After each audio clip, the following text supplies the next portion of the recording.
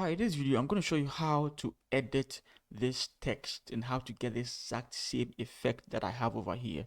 Okay, now it's fairly quite simple. Let me show you how to do. Let's step into Photoshop. Now, this is just one file that I am going to show you how to do. So, guys, pay attention. It's really simple though. I am also going to leave it in the description for you to use. So double click on it and then you're going to have it like this.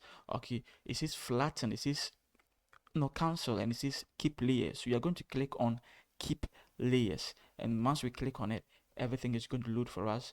And then guys, do not resolve, just cancel it. Okay, now you can see we have the editable text here. We have all this stuff here. We don't need them. All we want is this to use for our 3D text, for our flyer or our label or whatever we want to use it for.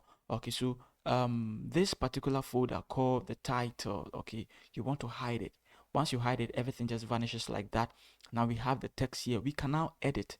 How do we edit it? It says double click to change text. So we're gonna double click on it, and then guys, I do not have the font. That's why you're seeing something like this. If I had the font, it's not be here like that. So let's go and click on it and let's see what font they are using. They are using Noir Pro.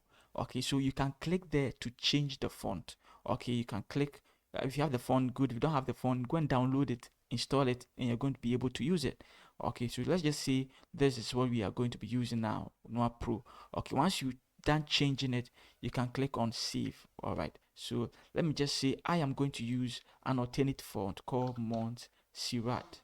All right, if I do not have Montserrat, let's just say I do have Montserrat, so I'm going to click on Montserrat. I'm going to click on Montserrat extra bold. All right, right, good. And then I'll click on Control S to save it.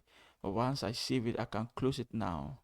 Right now you can see it shows there nicely and beautifully still. Okay, and then you also want to hide what? The background.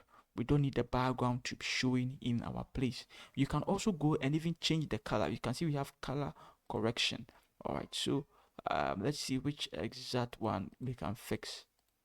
We can change the colors with.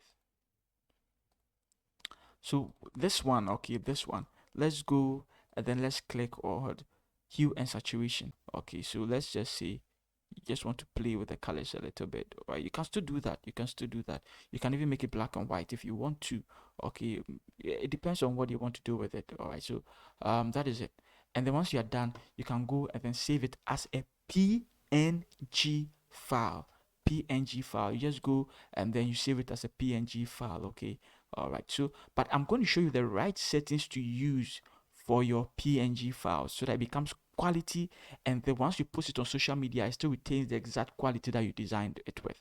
Okay, so that is it, guys. I love you guys. See you in the next video. Don't forget to comment, subscribe, and then like this video. See you in the next one.